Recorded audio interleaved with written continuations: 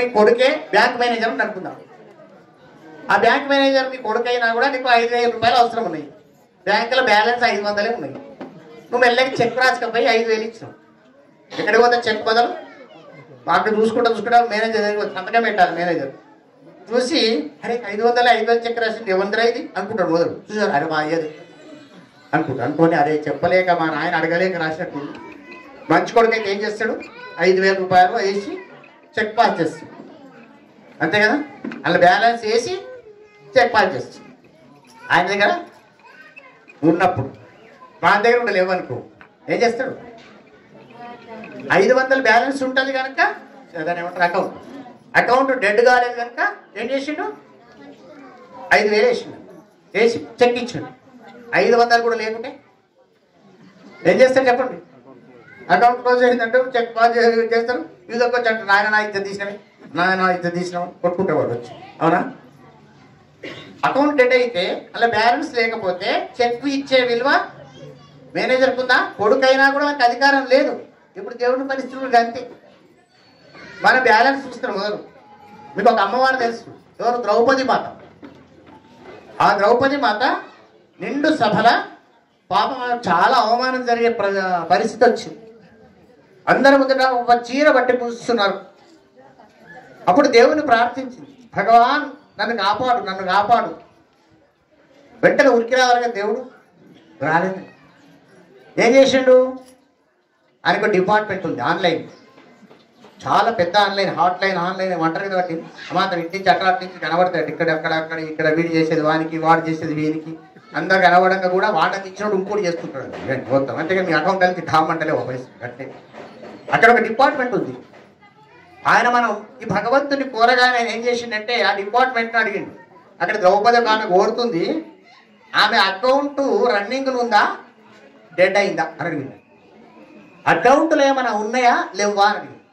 మన లెక్క వెనక నుంచి బ్యాక్గ్రౌండ్ సిస్టమ్ ఉండదండి దేవుళ్ళ దగ్గర.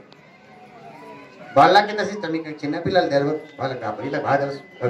అప్పుడు వాళ్ళ కింద సిస్టాలు ఇంటికి ఛాయలు తాగిపించుడు, వెళ్ళ కూర్చుని అన్న కాకా మీ ఊరేదే, మీ అత్తగారే ఊరు అంటే వాళ్ళు బామ్మర్ ఇంటికి పోడు, పైన వీళ్ళు చేసుకుంటారు. అక్కడ దేవుళ్ళ దగ్గర నడవేయాలి.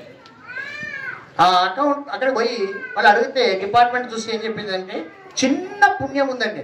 ఏం చెప్పొక్కసారి, చిన్న పుణ్యం అంటే అకౌంట్ డెడ్ కాలేదు. ఏందో చెప్పండి. నేను పూర్వజన్మలో ఈ ద్రౌపది ఒక స్త్రీ, ఆమె సముద్ర స్నానానికి వెళ్ళి, ఆ సముద్ర స్నానానికే ఒక సన్యాసి వెళ్ళి, సన్యాసి సముద్ర స్నానం చేస్తుంది. సన్యాసికి ఏం పెట్టుకుంటాడో గోచి పెట్టుకొని స్నానం చేస్తుంది. సముద్రం అంటే పెద్ద భారీ అలలు ఉంటాయి, వేవ్స్.